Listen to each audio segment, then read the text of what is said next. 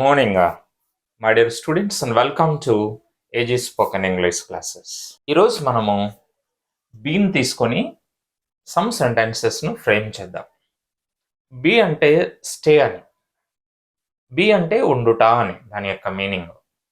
Okay, now come to this. Be for me అంటే నా కోసం ఉండు. బీ అంటే ఉండు, ఫర్ మీ నా కోసం ఉండు అని.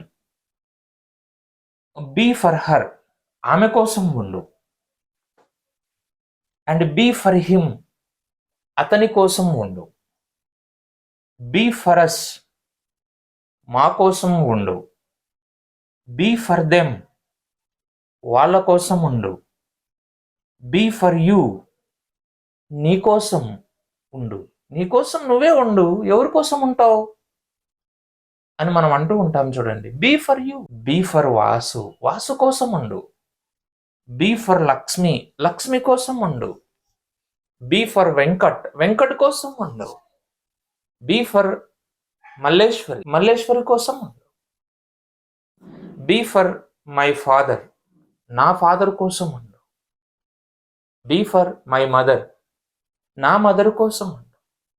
బీ ఫర్ యువర్ మదర్ మీ మదర్ కోసం ఉండు. బీ ఫర్ యువర్ ఫాదర్ నీ యొక్క ఫాదర్ కోసం ఉండు. బీ ఫర్ యువర్ ఫ్రెండ్ నీ ఫ్రెండ్ కోసం ఉండు. బీ ఫర్ యువర్ నైబర్స్ కోసం ఉండు. బీ ఫర్ ది సొసైటీ కోసం ఉండు. బీ ఫర్ ఇండియా కోసం ఉండు. బీ ఫర్ యువర్ నీ డిస్టిక్ కోసం ఉండు. బీ ఫర్ వెంకట్ కోసం ఉండు. బీ ఫర్ మోహన్ కోసం ఉండు. బీ ఫర్ యువర్ కాలేజ్ నీ కాలేజ్ కోసం ఉండు. బీ ఫర్ యువర్ ప్రిన్సిపల్ కోసం ఉండు. ఈ విధంగా ఉండు అని చెప్తున్నప్పుడు మనము బీని ఉపయోగిస్తాం. ఓకేనా? Be for him, be for her వాళ్ళ కోసం నువ్వు ఉండు అని చెప్తున్నప్పుడు మనము ఉపయోగిస్తాం. Be for me at cinema theatre. Be for me at cinema hall వద్ద నా కోసం. And be for her at cinema hall ఆమె కోసము సినిమా థియేటర్ వద్ద ఉండు. Be for him at cinema hall అతని కోసము నువ్వు సినిమా హాల్ వద్ద ఉండు. Be for us at cinema hall వద్ద మా కోసం ఉండు. Be for them at cinema hall వద్ద వారి కోసం ఉండు. Be for you at cinema hall నీ కోసమే నువ్వు సినిమా హాల్ వద్ద ఉండు. Be for Vasu at cinema hall వాసు కోసము సినిమా హాల్ వద్ద ఉండు. ఈ విధంగా you can frame sentences. Be at our college for us మన కోసము నువ్వు కాలేజ్ వద్ద ఉండు. Be at Ramnath theatre for me నా కోసం రామ్నాథ్ థియేటర్ వద్ద ఉండు. Be at your house for me నా కోసం మీ ఇంటి వద్ద ఉండు. Be at the park for me ఆ పార్క్ వద్ద నా కోసం ఉండు. Be at Nandyal for me నా కోసము నంద్యాల వద్ద ఉండు. Be for me at railway theatre. Be for me at railway station వద్ద నా కోసం ఉండు. Be at bus stand for me bus stand వద్ద నా కోసం ఉండు. ఓకే, ఈ విధంగా నువ్వు డిఫరెంట్ సెంటెన్స్ను ఫ్రేమ్ చేసుకోవాలి. Be at bus stand for your father నీ ఫాదర్ కోసం బస్ స్టాండ్లో ఉండు.